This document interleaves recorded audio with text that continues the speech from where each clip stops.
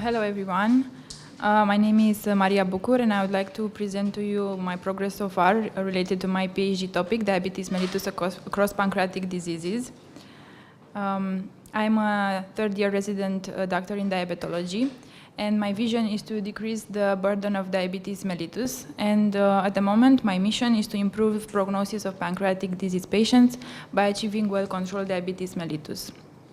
In order to achieve my mission, I have two ongoing projects, and I would like to introduce you to my first one, which is investigating therapeutic options for preventing or delaying diabetes mellitus in prediabetic patients. And we want to investigate this by performing a systematic review and a meta-analysis. First of all, prediabetes is the term used to describe individuals whose glucose levels are above the normal range, but that do not meet yet the criteria for diabetes. And as you can see, the prevalence is quite high. By 2030, it is estimated that over 470 million of people will have prediabetes. Moreover, 5 to 10% of them will progress to diabetes mellitus yearly. And currently, the American Diabetes Association recommends that we implement lifestyle modifications that can decrease the risk of progression up to 70%. But these lifestyle modifications are hard to follow long term. We can also prescribe metformin, which is an anti-diabetic drug, but this is off-label.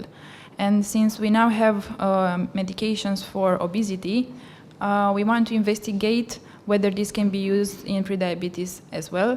So our aim is to basically identify the most efficient intervention for preventing diabetes mellitus progression in patients with prediabetes. We started our research with the clinical question, what is the most effective intervention that can prevent or delay diabetes mellitus in prediabetes patients? And we want to look at adult patients with prediabetes that are given different types of interventions and to compare them among each other by performing, in the end, a network meta-analysis. And our outcomes will be the diabetes mellitus incidence and the change in the hemoglobin A1C, fasting plasma glucose, and the glucose tolerance test. We want to include only randomized controlled trials, and we hypothesize that the lifestyle intervention modifications are followed by greater risk reduction than pharmacotherapy.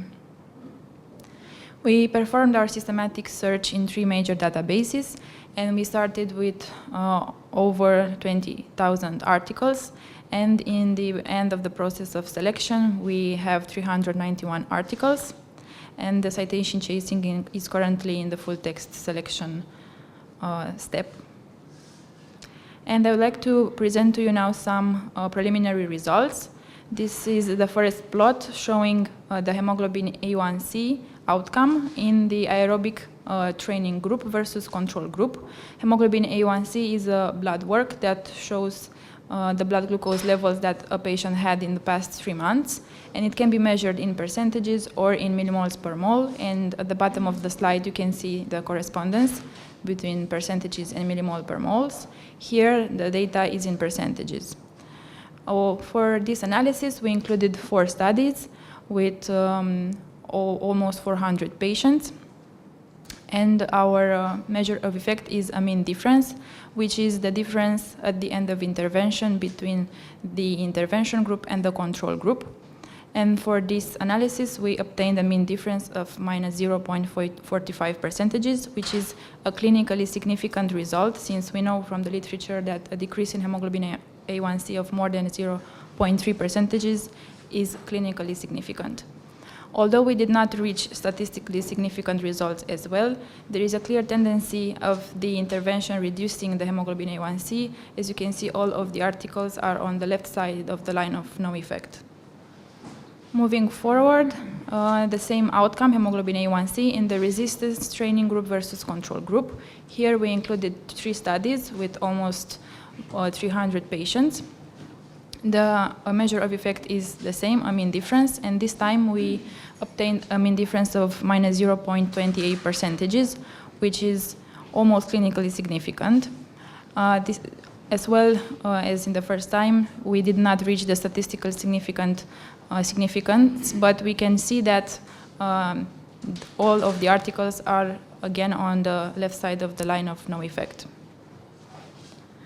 So We have the analysis is still ongoing. We will analyze all the classes of anti-diabetic drugs and also lifestyle intervention, education, several types of diets, more physical activity, and in the end we will have a network meta-analysis. Our study has some strengths. The first one is that this is the most comprehensive meta-analysis on the topic so far, and we will investigate new drugs such as the GLP-1 agonist and the SGLT2 inhibitors, and we will use a high-quality methodology.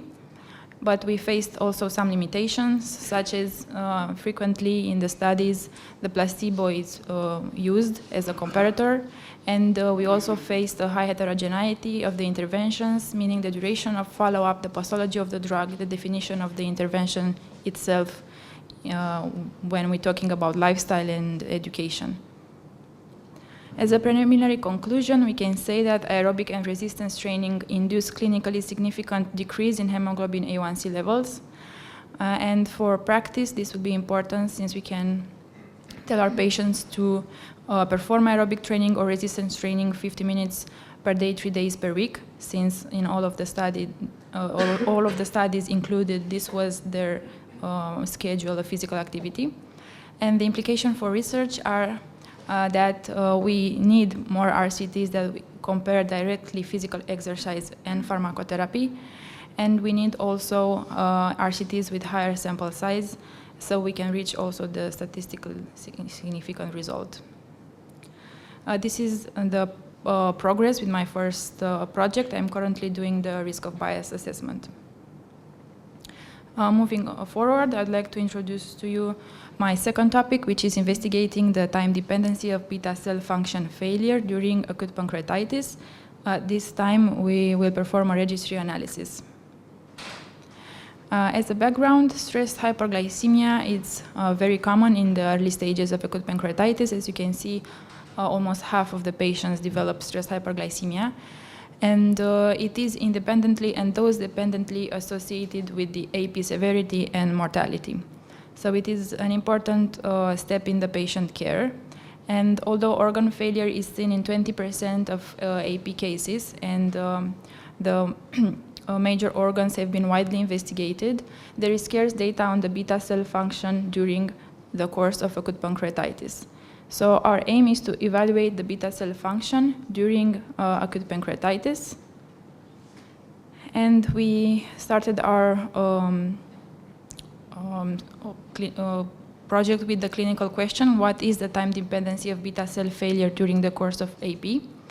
And since we are interested in the endocrine function of the pancreas during acute pancreatitis, we want to look at adults with acute pancreatitis and evaluate their glycemic levels and also the insulin administration. And we hypothesized that there is a time dependency in the insulin necessity during AP, meaning that in the early phases there is a high insulin necessity, while in the late phases this necessity is lower. The clinical implication will be that we will understand the beta cell function during AP, and we can provide evidence-based recommendations for insulin treatment in acute pancreatitis. For this research, we want to use the AP registry, which was launched in 2012 and collects prospective, international, and multicentric data. And as you can see, we have information from the admission to discharge from patients, and we also have information about their insulin treatment, which we want to collect. We want to collect as well some demographic data, the etiology of AP, the diabetes mellitus status, some anthropometric measurements, and also other blood work such as amylase, lipase, triglycerides. In summary, I have 2 ongoing projects that I hope to finalize by the end of this autumn. And I'd like to thank you for your attention with the quote by William Osler that medicine is a science of uncertainty and an art of probability. Thank you. Thank you, Maria, for your presentation. I was wondering, how was the aerobic and resistant exercises defined in the studies? I saw in your implication you mentioned 50 minutes per day for 3 days a week, but for how long? I think For this 1 is year. what would be interesting as well. In the studies, they performed this type of exercise for 1 year. Yes, All and right. we had the data at 1 year. All right, thank you. One more question. Did these studies distinguish between the heavy exercise, the aerobic part, or the fully aerobic or fully resistance or mixed sports probabilities that they used in the RCTs? In this Forest Plus that I have presented, they only performed aerobic or resistance, but I have studies where they performed both of them. I have studies where they performed high-intensity interval training or studies where they perform yoga. And in the end, we want to make subgroups and analyze all of this separately. I see. Did they distinguish between the BMI of the patient population that they have investigated? I looked at the studies included, and they were pretty similar in terms of BMI, the patients. Were they obese or not? Usually they are supraponderal and obese, but not morbidly obese. Okay, thank you. It will just, I think it would increase this sample size for the higher power, for sure, because this is a very, very mixed population, I think, and mixed sport possibilities. And the high-intensity interval training is a mix-up of aerobic and strength exercises as well. Do you have any questions from the chairman? Yes, I would like to ask you, what is your gut feeling? Which is the most effective drugs, anti-diabetic drugs, which can delay the presence of the diabetes mellitus? I think maybe the GLPs will be, because they help basically to have a healthier lifestyle. Since you lose weight, you don't have an appetite, so you will eat also less. And I'm really curious about the results. I want to see them as well. We also Yeah. are very curious. It was very interesting, but you showed us 2 Forest Plus, right? And you quoted in bold red letters, underscore, that these results were clinically significant, although these were statistically non-significant. So I would be very cautious, and I appreciate your enthusiasm regarding your results. But these results might be clinically relevant, but definitely not significant. And try not to show it that you are biased, okay? Although there is a clear trend, undoubtedly, but I would be just cautious by saying clinically significant, okay? Okay. Let's hope that, and then you tick that your data extraction is done. It's done, except the citation chasing part, because we have a huge number of studies, and we hope that in the end we will not need any more studies to prove the significance. So I will add the citation chasing. But did you show us the final number of the full text articles? No. No, this is So how preliminary can- data. Yeah, but how can then the data extraction be completed if the... It's completed, but I'm still waiting for the results from the statisticians. I sent the table. Okay. With my student, we had the same problem. We had to wait for the exact statistical methodology as well, and for the results. So it's not a problem for sure. For the next progress report, you will have the data for that. Yeah. But I completely agree that if you show the numbers that it is not significant, don't say that it is clinically significant. Okay.